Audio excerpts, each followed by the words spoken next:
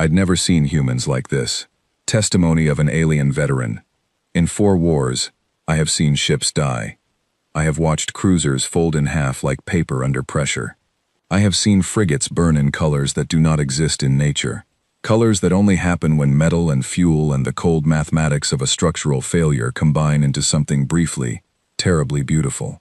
I have watched entire fleets vanish from scanner screens in the space between one breath and the next. In 4 wars, I have never been surprised by a ship. Until that morning.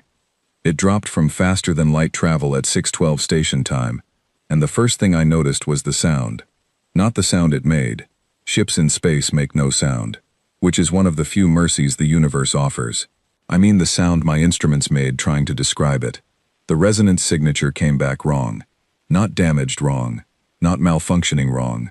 Wrong in the way a word sounds wrong, when you repeat it too many times and it stops meaning anything. I ran the scan again. Same result. The vessel was approximately 340 meters long, which put it in the mid-range cruiser class by Orkai standards. But no Orkai ship ever built looked like this. Our ships are equations. Every angle serves a purpose. Every surface is a calculated answer to the question of how to move through space efficiently and survive the attempt. Our ships look like geometry. This ship looked like it had opinions. The hull was patched in at least 3 distinct metals. I could see this from the scanner return alone. Different densities, different reflective signatures, layered over each other in a pattern that made no structural sense, and yet, by some argument, the ship was clearly winning with the laws of physics, held together anyway. The patches were old. The oldest section of hull read as approximately 340 years of age. There were patches on top of patches, repairs over repairs. The ship wore its history the way old soldiers wear their scars, not hidden, not displayed, just there, just part of what they are now. The asymmetry was what truly unsettled me. Orkai ships are symmetrical by design and by instinct.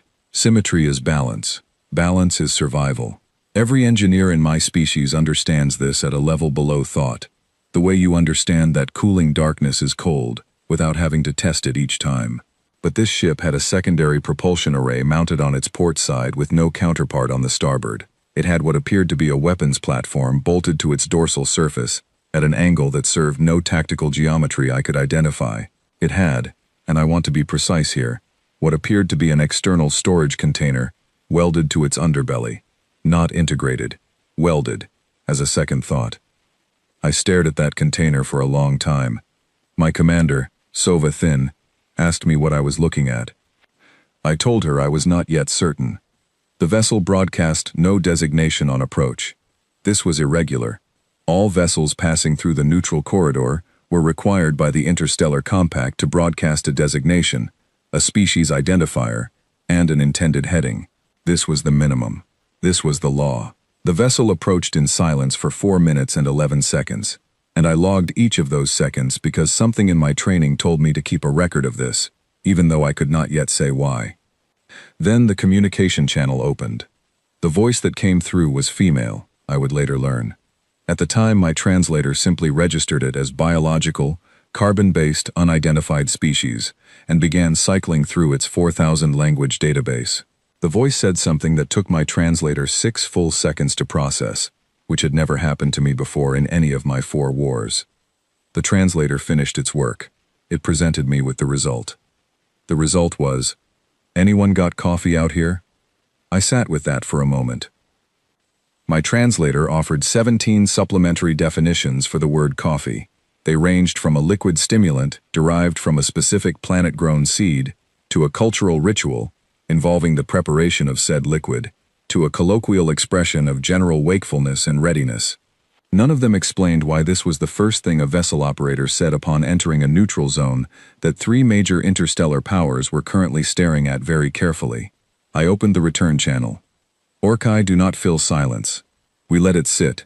Silence is information. Silence tells the other party that you are present, that you are considering, that you are not yet ready to speak, and that this is not an apology. I let the silence do its work for approximately 8 seconds, which in an Orkai conversation is a respectful pause between thoughts. The voice filled it in 3. "Hello? Anyone monitoring? This is the Karoo's Luck out of the Kandari Reach.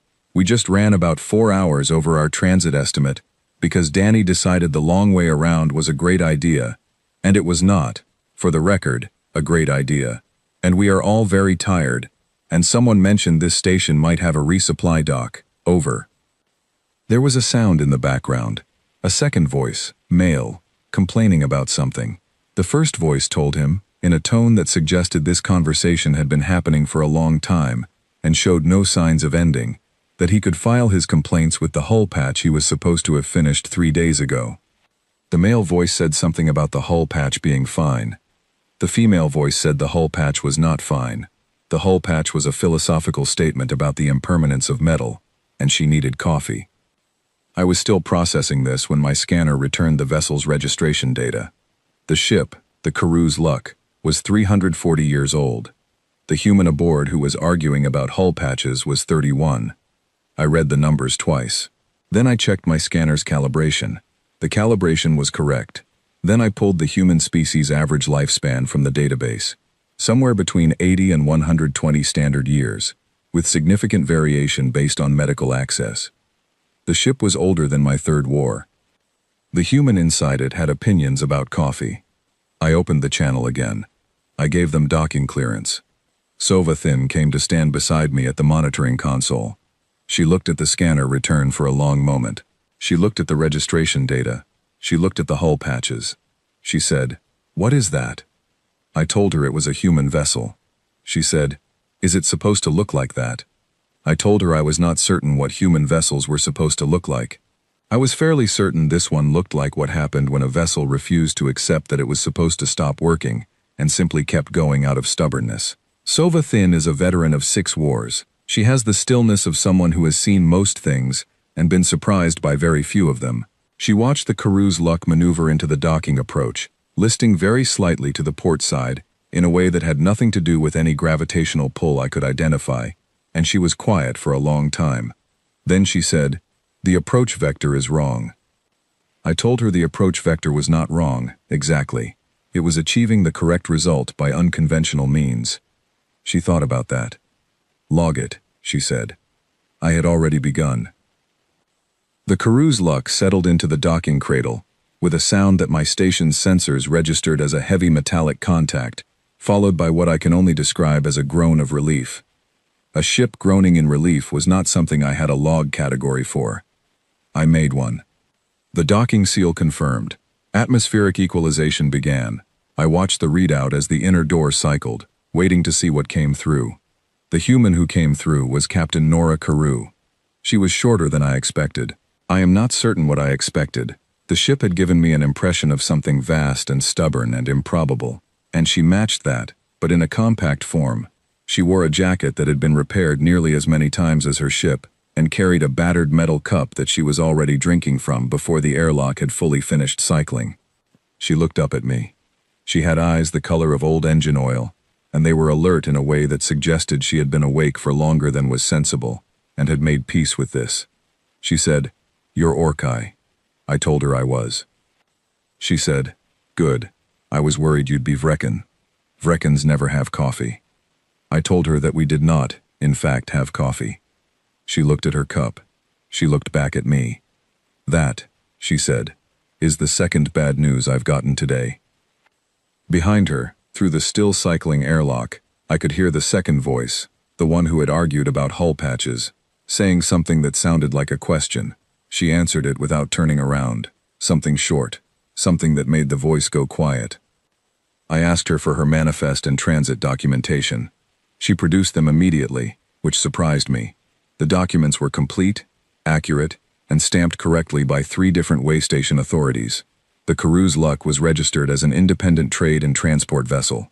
The manifest listed their cargo as medical supplies, equipment components, and what appeared to be a significant quantity of something called instant noodle packets. I logged all of it. I told her the docking fee and resupply procedures.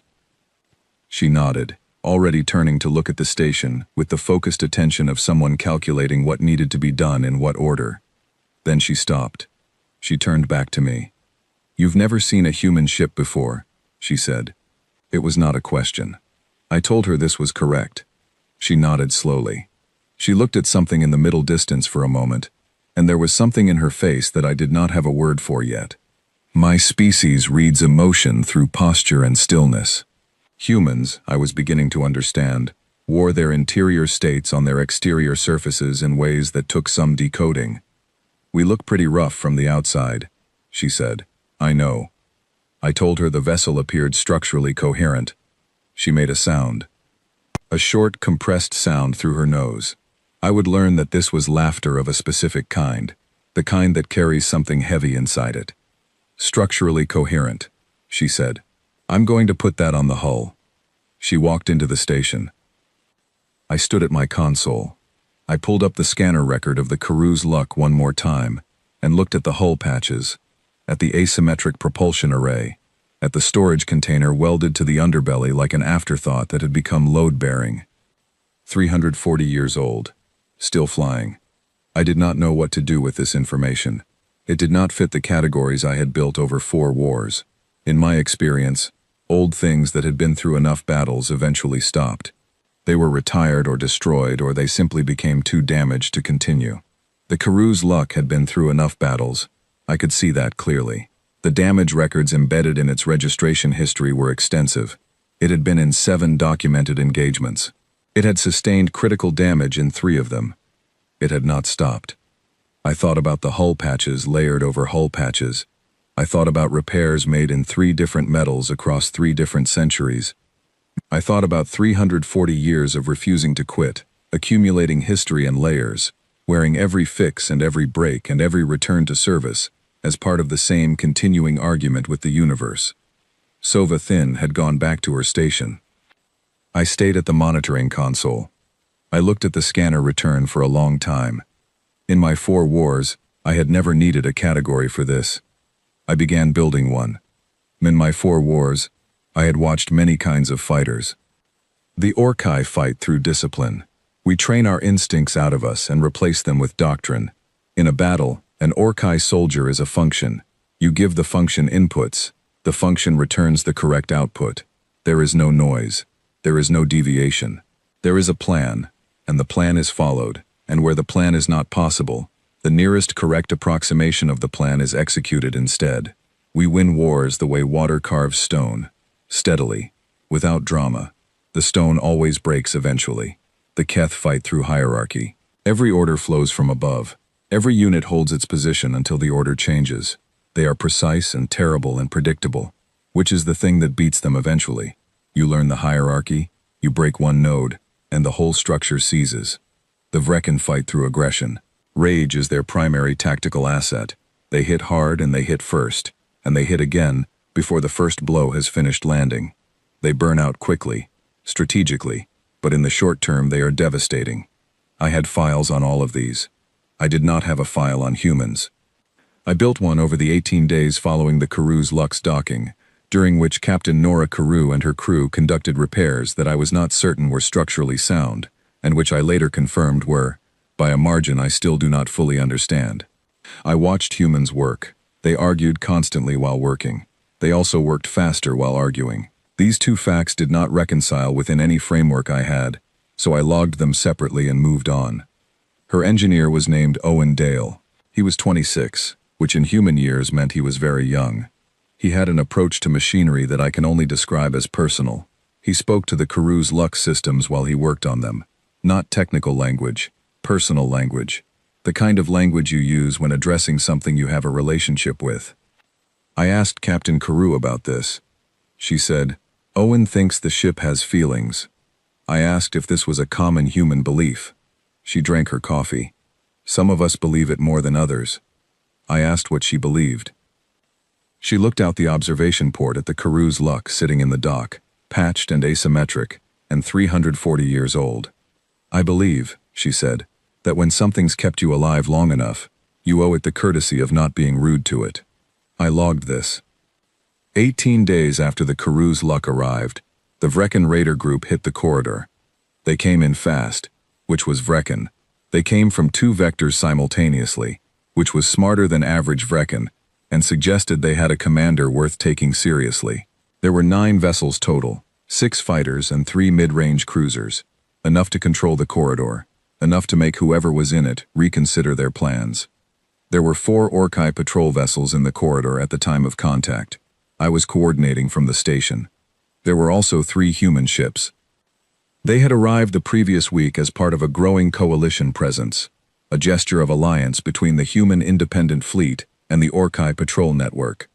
Their designations were the Karoo's Luck, a vessel called the Ardent, and a vessel called the Harriet's Law. I had met the captains of all 3. They were different people, with different voices and different ways of standing, but they had one thing in common that I had not yet found a word for. The engagement began at 0914. The Orkai patrol vessels moved to their assigned positions. The doctrine was established. The vectors were calculated. The plan was sound. I coordinated from the station and watched the scanner return as the engagement began, and the pieces moved where they were supposed to move. Then the humans moved. The Ardent, which was a mid-sized vessel with moderate armament, went directly for the largest Vrekin cruiser, not the nearest, not the most tactically vulnerable, the largest. It came in at a vector that I calculated, in the 3 seconds I had before contact, served no rational strategic purpose. It rammed the Vrekin cruiser. On purpose. At speed. The Ardent's hull was reinforced. I could see that from the impact data. Reinforced specifically for this, which meant it had been planned, which meant someone had thought about this before the engagement began, and had decided that ramming a cruiser 3 times their size was a tactic worth preparing for. The Vrekin cruiser lost its forward weapons array. The Ardent was still moving. Captain Karoo's voice came over the channel, not to me, to her own crew. "That's the way," she said, just that, and somehow it sounded like sunlight. Then the Vrekin cruiser's comms channel opened. They were broadcasting in the open, which the Vrekins sometimes did when they were angry enough to stop thinking. And the sounds that came from their ship were the sounds of things going very wrong very quickly. I watched the scanner return. I watched the Ardent continue engaging. I watched the Orkai patrol vessels follow the doctrine, clean and correct and doing exactly what they were trained to do. And then I watched something that made me stop the recording and stare at it for several seconds before I confirmed that I was seeing it correctly. One of the human crew from the Harriet's Law had gone outside, in a suit. In the middle of the engagement, the Harriet's Law had taken fire to its starboard weapons platform. A direct hit.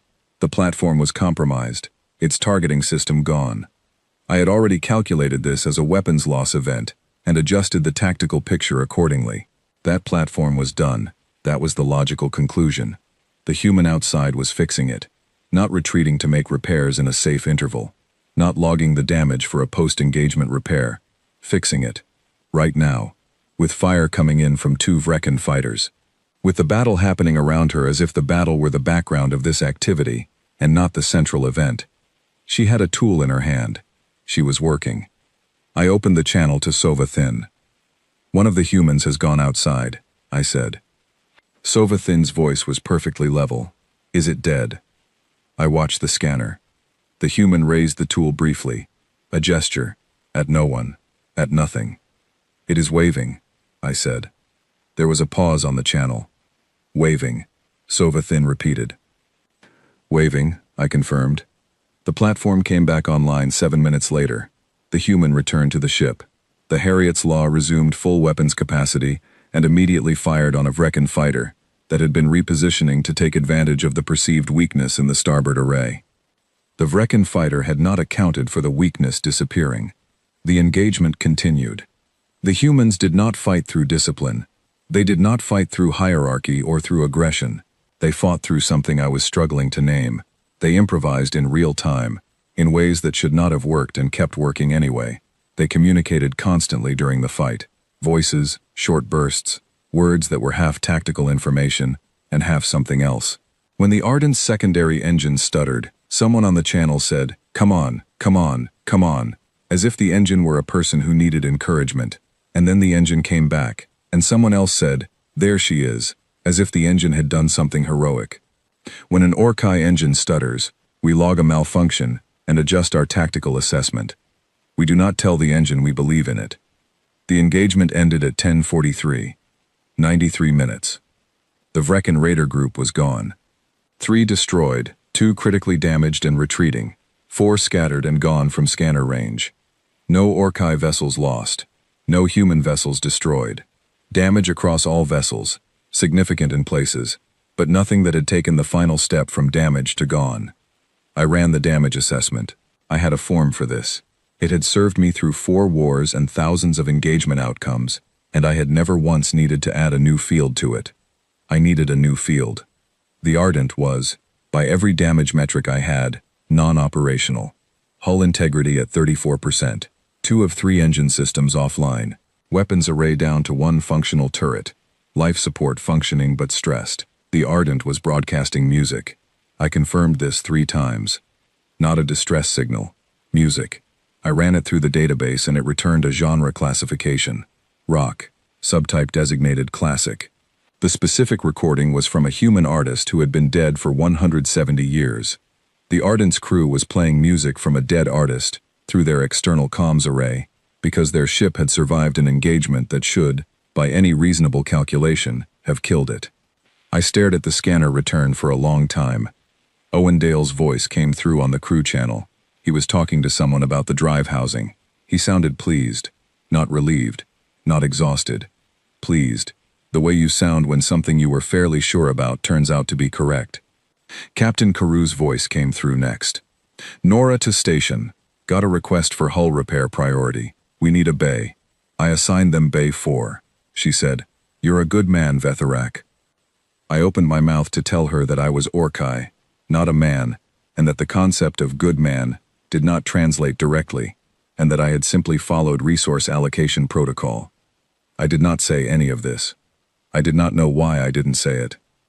I logged the repair request and the bay assignment, and I sat at my console, and I looked at the scanner return, at the Ardent listing starboard, playing a 170-year-old song into the empty corridor, at the Harriet's Law, already calculating its next heading, at the Carews' Luck, sitting slightly improbable in the middle of all of it, the most patched and oldest and most unreasonable vessel in the engagement, also the one that had taken the least damage.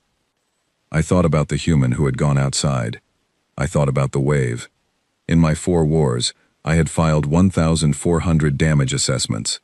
I had never once needed a category for operational, celebrating, should not be possible. I made one. I sat with it for a while. Then I filed the report, closed the engagement log, and went to find out if the station had anything that a human species database would classify as coffee. It did not. I looked up the recipe. I ordered the components. I did not examine this decision too carefully. The dinner was not my idea.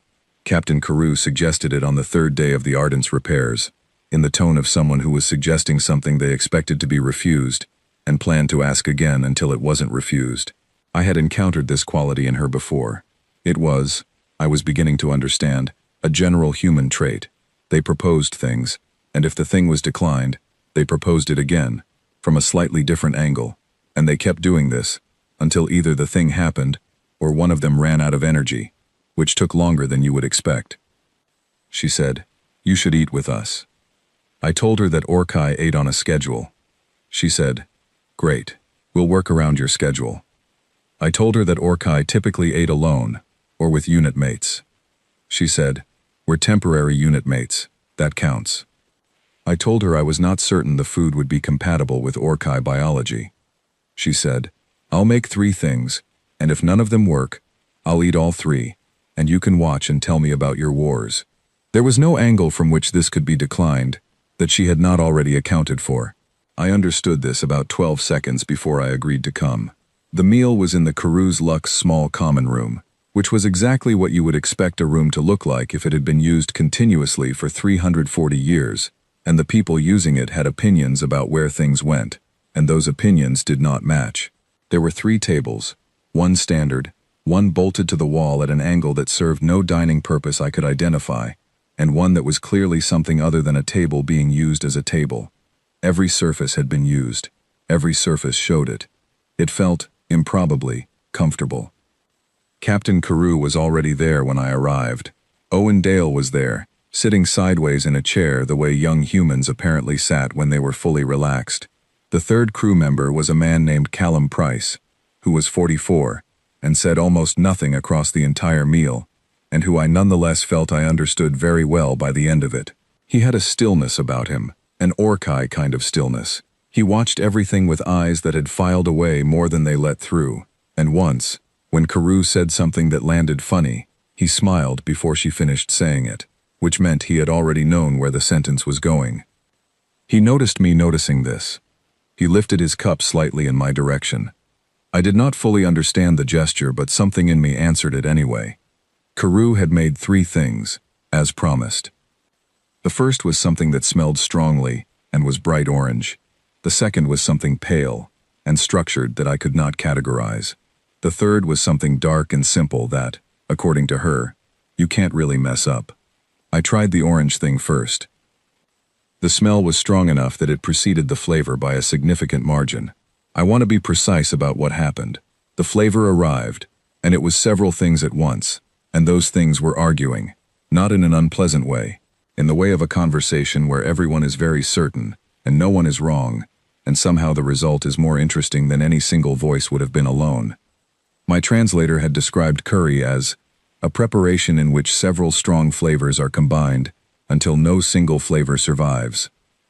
The Orkai have a word for that kind of compromise. We use it in diplomatic contexts mostly. It means something like the peace that requires everyone to give up something they wanted and receive something they did not expect. The word is not usually a compliment. I thought about it differently after the curry. Karoo watched me eat the way someone watches a structural test. Not anxious, just attentive, noting data. Good, she said. I told her it was notable. Notable, she said. And something shifted in her expression. Something warm that she didn't entirely show. Owen, he said notable. Owen Dale said, from his sideways chair, that's polite for good. I told them that in Orkai, notable was simply precise. Owen said, sure it is. Callum Price smiled into his cup. The meal moved the way human conversations moved, which was sideways. You started somewhere and ended somewhere else, and the connection between the 2 points was not always clear until later, when you had time to trace it. Karoo asked me about Orkai ships, how they were designed, how long they took to build.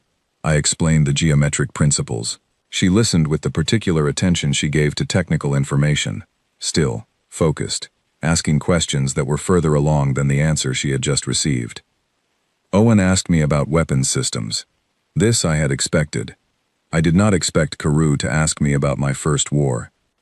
She asked it simply, between bites, in the same tone she had used to ask about hull geometry. What was your first engagement? The first one that felt real. I told her it had been a border conflict, 3 decades ago. A Keth incursion into the 4th Territorial Ring. It was brief by war standards, and decisive. The Orkai held their positions. The Keth withdrew. She nodded. Were you scared? I had answered this question before. The answer was practiced. I knew the shape of it. Orkai do not experience fear as humans understand it. We experience a kind of heightened information processing state that some species interpret as fear, but which functions differently, which lacks the paralysis component, which is more accurately described as, yeah, okay, she said, gentle, not interrupting so much as stepping in. But were you scared? I stopped. She was not asking about species biology. She was looking at me across a table of orange food and mismatched cups, and she was asking about me, the specific one, the 200-year-old Orkai veteran sitting in a room that had been used for 340 years, eating something that argued with itself. I had never been asked that before. Not by my commanders, not by my unit mates across 4 wars, not by anyone who had stood beside me while things burned and fell and ended. I did not answer. She did not press. She took another bite and said something to Owen about the drive housing, and the moment passed entirely, moved on as if it had never happened, except that it had happened, and I sat with it quietly, while the meal continued around me, and something in my chest did a thing I did not have a word for. Later, when the plates were cleared and Owen had started something he called the argument about the jump drive, with Callum Price in the corner, this appeared to be an ongoing project of significant duration. Karoo refilled her cup and came to sit across from me again. She said, "You don't have to be polite about the curry. You can tell me what you actually thought." I told her I had actually thought it was notable. She looked at me. I told her I had also thought it was warm, in a way that surprised me, and that the surprise was the interesting part. She nodded slowly. "First time I had it," she said. "I was 8, on a station far from anything. Someone's grandmother made it. I didn't like it." She looked at the cup. "Now I think about it when I'm far from home, which is most of the time." I did not ask what home was. The Orkai relationship to home is territorial and pragmatic. A home is a base, a coordinate, a place where resources are stored and rest is taken. It did not sound like that was what she meant. I thought about the photographs Owen had on the wall above his bunk. I had seen them when walking through.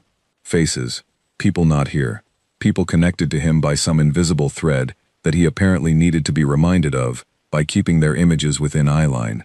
I thought about the food that tasted like being 8 years old, on a station far from anything. I did not ask, but I thought about it for a long time after I left, walking back to my monitoring station through the corridor of the dock, with the Karoo's luck sitting behind me, like something that had learned to stay upright through sheer persistence. No one had ever asked me if I was scared, not once. Across 4 wars and 200 years. A human had asked it between bites of orange food, in a room full of mismatched furniture, like it was ordinary. Like I was. I reached my console. I sat down. I opened a new log file. I did not know yet what I was going to put in it. I titled it, simply, Ongoing. The photographs.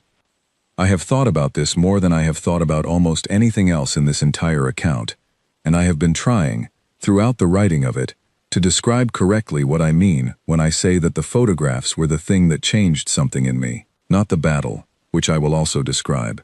The photographs came first. In my mind, they are still first. Callum Price had a photograph in his breast pocket. I knew this because on the 4th day of the Ardent's repairs, I had walked through the common room when he was doing something at the far table, and he was holding the photograph, and he was looking at it, and he put it away when he heard me, not with embarrassment, but with the quiet of someone returning something to its proper place. Owen Dale had 6 photographs on the wall above his bunk. I had counted them during a routine inspection walk. 6 faces. 3 appeared to be family by the pattern of resemblance. 1 appeared to be a friend. 1 appeared to be a dog, which I understood to be a domesticated animal humans kept in companionable relationships. 1 I could not categorize. Captain Karoo kept her photographs in a sealed case under her bunk. I did not see them. I knew they were there because she told me once, incidentally, while discussing storage capacity, that the only things she'd kept from the original Karoo, who had first captained the Lucky, were a navigation log I can't read anymore, and some photographs I look at when I need to. She did not say what she needed when she needed to look at them. The hegemony came on a morning when the sky outside the station's observation panels was doing the thing I liked best, the slow color change in the nearby nebula that took 3 hours to complete and looked different every time, depending on the angle of local starlight. I had been watching it for 20 minutes before the long-range scanners changed their tone. They did not come in with Vrecken aggression or Keth hierarchy. They came in the way a wall of water comes in when the pressure behind it has been building long enough to make the wall very tall and very certain. 17 vessels, hegemony class, which meant heavy, armored, and patient.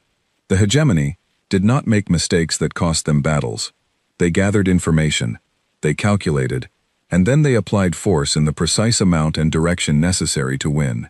They had won through this method for 600 years, and they were good at it, in the way that anything practiced for 600 years becomes good. The corridor had 9 vessels to answer them, including our coalition, including the humans. I coordinated from the station. My voice was steady. I had done this before. I gave the assessments clearly, and I moved the Orkai units into the positions the doctrine called for, and I calculated the probabilities with the precision my training had built over 200 years. The probabilities were not favorable, not catastrophically unfavorable, not certain defeat, but the kind of unfavorable that a veteran recognizes from long experience, the shape of a situation where something has to break the math to make the outcome change. The hegemony advanced. The coalition held. For 22 minutes, the engagement moved the way engagements move, when both sides are doing what they are trained to do. Clean lines of force, responses and counter-responses.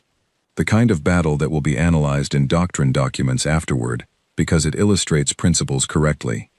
Then the humans stopped doing what they were trained to do. I do not know whose idea it was first. The communication logs show it originating on the Ardent and spreading to the Carews' Luck and the Harriet's Law in the space of 40 seconds. 40 seconds to agree on something that no tactical doctrine I had ever studied had a name for. They went at the flank. Not the near flank, the far flank, the position of the hegemony's heaviest cruiser, which was also the most heavily defended position on their line, which was also the position that, if broken, would require the hegemony commander to recalculate their entire engagement model from the beginning. It was a high-cost move, very high. I saw the calculation before they reached it. I knew what it would cost them to attempt it. I almost opened the channel to say so. I did not, because I was beginning to understand something. The humans already knew what it would cost. The pilot of the Ardent, whose name was Fiona Marsh, had been in the engagement for 22 minutes and had been adjusting her flight path in subtle ways for the last 12 of them, not adjusting away from fire, adjusting toward a specific trajectory that would only make sense if you had already decided to do the thing she was now doing. She had been planning this since minute 10, while it was happening around her. The 3 human ships hit the flank simultaneously. The hegemony cruiser took fire from 3 vectors it was not oriented to defend, and took it for 90 seconds before it began to turn, and the turn broke the line geometry, and the line geometry was the thing the hegemony commander's calculation was built on. The hegemony paused. That pause was 7 seconds long. I have never, in 4 wars, seen a hegemony engagement pause. In those 7 seconds, Fiona Marsh's voice came over the coalition channel. She said, "Push." 1 word. We pushed. The engagement lasted 40 more minutes. I will not enumerate the full details here because the tactical record is available through the archive and the numbers are precise where I am not. What I will describe is this. At the 31-minute mark of the second phase, the Ardent's life support system took a direct hit. The system did not fail completely. It was compromised, running at reduced capacity, maintaining breathable atmosphere but registering stress across multiple backup systems. The tactical assessment I made in that moment was that the Ardent should withdraw to a safe distance and manage the system while other vessels covered the gap. Fiona Marsh did not withdraw. She stayed on the channel. Her voice was the same as it had been at minute 1, clear, directing fire, adjusting Ardent's heading in real time to keep the hegemony cruiser from reforming its line. She stayed for 40 minutes past the hit. She gave targeting data for the last 18 of those minutes to vessels she could no longer see clearly on her own scanners, because her scanner array had taken secondary damage at the 30-minute mark. She gave the data from the Harriet's Law's scanner feed, which Captain Carew was relaying to her directly. 2 ships, 1 set of eyes. At minute 40, the hegemony commander made the calculation that the engagement was no longer recoverable and signaled retreat. The corridor was ours. I sat at the console.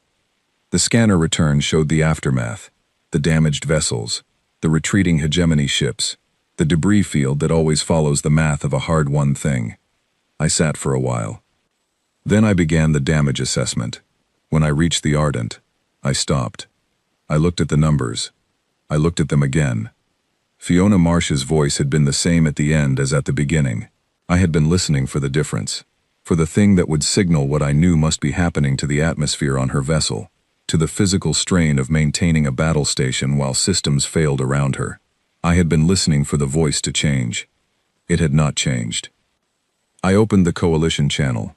Station to Ardent, please confirm crew status. There was a pause. It was Captain Carew who answered, not Fiona Marsh. She said simply, "Ardent crew is accounted for." I understood what that meant. I did not want to understand what it meant. I sat very still at my console, and I looked at the scanner return, and I thought about 40 minutes. 40 minutes of a voice that was the same at the end as the beginning. 40 minutes of someone deciding, apparently at minute 10 when she was already planning the flank, that this was worth what it might cost. The photograph. I kept thinking about the photograph. Not a specific one I had seen. The idea of the photograph, the face in the pocket, The faces on the wall, the sealed case under the bunk, the reasons. That was the word Owen Dale had not used when he showed me his, but it was the word I had reached for in my log, and it was the right word. The photograph was not a memory. It was a reason. I thought about what someone carries into a battle they are already calculating the cost of. Something in me that had been very organized for 200 years went very quiet. The humans were grieving on the open channel. I could hear them. Not composed, not controlled, not contained to a private frequency.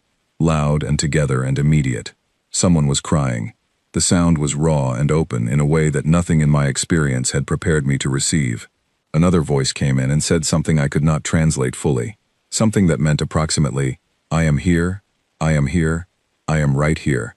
No one told anyone to be still. No one waited for an appropriate interval. I closed my damage assessment file. I walked out of the monitoring station into the corridor. I sat down on the floor of the corridor outside the medical bay, where the station's medical staff were receiving information from the Ardent. I did not know why I sat there. There was no function I could perform there. My station was behind me. The engagement was over. The filing could wait. I sat on the floor. 40 minutes. The same voice at the end as the beginning. Captain Carew found me there an hour later. She had come in on the first docking shuttle from the Lucky. She was still in her engagement gear. There was a mark on her jaw that I did not ask about. She looked at me on the floor. She did not ask what I was doing there. She sat down next to me, her back against the corridor wall, and she did not say anything. She stayed for an hour. She did not fill the silence. An Orcai sits with their own grief in their own stillness. This is the correct way, the dignified way, the way my species has managed the weight of loss across 200,000 years of history. I let a human sit next to me in a corridor outside a medical bay, and I did not ask her to leave, and she did not leave. By the cooling dark. In my 4 wars. I had been wrong about something. About the most important thing. For all of them. What follows is the formal portion of this testimony. I am aware that the Assembly has been waiting for the formal portion since I began this account, which was longer and less structured than the format calls for. I am aware that the original request was for a tactical profile, assessments of combat capability, interoperability, resource cost, alliance reliability, and potential vulnerability points that an opposing force could exploit. I will provide all of this. I want to say first that I understand what the Assembly is trying to do. The High Conflict Assembly of the Orcai has maintained the integrity of our territorial space for 80,000 years through precise, evidence-based decision-making. You do not make alliance decisions on the basis of meals or corridor conversations. You make them on the basis of data, strategic calculation, and long-term modeling of risk and benefit. This is correct. This is how we have survived. I am not arguing against it. I am going to give you the data. Human combat vessels display tactical improvisation rates that exceed any species documentation in the archive by a factor of between 3 and 7, depending on the engagement type. They are most effective in situations where the expected pattern breaks, where a scenario requires a decision that cannot have been pre-planned, where the speed and quality of in-the-moment judgment determines the outcome. This is precisely the type of situation that defeats Keth hierarchy and eventually defeats even Vrekan aggression. In the 3 engagements I observed, and the additional 11 I have reviewed through available records, human units demonstrated consistent willingness to accept high personal cost to achieve coalition objectives. I want to be careful how I phrase this, because the precise meaning matters. I am not saying they are reckless. I am saying they make a calculation, and then they commit to the result of that calculation at a level that other species, including my own, do not consistently match. They maintain communication throughout engagements. This communication includes tactical information, status updates, and what I can only describe as social content, expressions of encouragement, dark humor, brief personal exchanges. This appeared, at first observation, to be a potential liability. It is not a liability. It functions as a real-time morale and coordination system that does not require a command hierarchy to operate. Any human crew member can contribute to it. This makes it very difficult to disrupt by targeting command nodes, because the system does not depend on command nodes. Their equipment maintenance philosophy produces vessels that are, objectively, more durable than their design specifications would suggest. The Karoo's luck has no rational engineering explanation. The records show it should have been retired 200 years ago. It is flying. It is flying with confidence. The maintenance culture that produces this result is not something that can be easily reverse engineered, but the results of that culture are significant and should be factored into any assessment of human fleet endurance. They do not require victory conditions that look like victory. They will hold a position at high cost if the position matters to the coalition. They will take damage to protect Allied vessels. This was observed multiple times and is consistent with broader documentation from other sources. These are the tactical assessments. The assembly will want the vulnerability assessment. Here is the vulnerability assessment. They love things. Specific things. Singular things. They name their ships, and those names are not designations. They are relationships. They carry photographs into engagements. Physical representations of the people and places the engagement is ultimately about. They argue about hull patches and drive housings and who made the coffee wrong this morning, and this arguing is not a distraction. It is the thing that makes them a unit, instead of a collection of individuals with aligned objectives. They grieve loudly, and together, and immediately, without waiting for an appropriate interval. All of this is technically a vulnerability, an enemy who understood the structure of human attachment, who could identify what a specific human crew or unit or fleet valued most specifically and personally, could potentially use that as leverage, could potentially use it as a tool of disruption. I want to be direct with the assembly about this. I am providing this assessment because you asked for it, and because providing incomplete information would be a failure of my function as an analyst. I am also providing this assessment with a recommendation that the assembly consider very carefully what it would mean to pursue such an approach, because I have stood next to humans when they fight for something they love, and I have seen what that looks like, and I have watched a pilot maintain the same voice for 40 minutes past the point where the voice should have changed, and my strong professional opinion, formed across 4 wars and 200 years of experience, is this: do not threaten something a human loves. The tactical documentation on what follows is in the secondary archive, and the reading is unpleasant. The assembly will also want to know, are they reliable? I have thought about this question carefully, because it is the right question, and it deserves a precise answer. They are not reliable in the sense that they will always follow the expected pattern. They will not. They will look at the expected pattern and decide, sometimes at minute 10 of a 20-minute preparation window, to do something completely different. They will not always tell you what they are doing. They will do it, and then explain afterward, or not explain, depending on whether there is time. They are reliable in the sense that matters. They will not leave you. I did not have evidence for this claim when I first began this account. I have it now. I have it from 3 separate engagements, and from 47 additional documented accounts I have reviewed since beginning this testimony. I have it from a conversation in a corridor outside a medical bay that I did not record because I was not at my station when it happened. When the situation becomes the kind of situation where you find out which allies leave and which allies stay, humans stay. Not because they have calculated that staying is optimal, because they have decided that you matter. And once a human decides something matters to them, the calculation is over. The cost of the position becomes the price they are willing to pay, not a reason to reconsider the position. I told the assembly that I would address the question of whether I personally found them frightening. The answer is no. I found them frightening briefly, at the beginning, in the way that anything you do not have a category for produces something adjacent to fear in the processing centers. But fear requires uncertainty, and I am no longer uncertain about humans. What I found them was something else. I want to tell the assembly what word I reached for, because I think it matters that you understand what this word costs me to use. I am an Orkai veteran of 4 wars.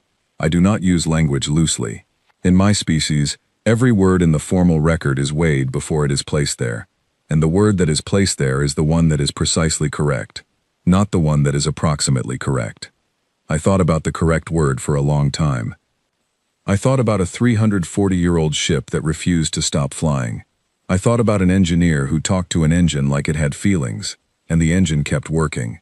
I thought about curry that argued with itself and tasted like belonging somewhere. I thought about the question, "Were you scared?"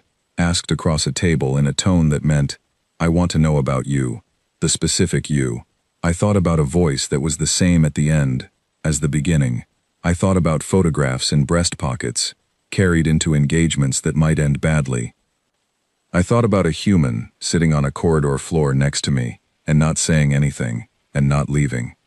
I reached for the Orkai formal vocabulary. I searched it thoroughly. The Orkai language has 340,000 documented words and compounds, and I know most of them. I did not find what I was looking for. I used the human word, remarkable. They are remarkable. This concludes my testimony. I have served in 4 wars. I would serve in a 5th. If they ask me,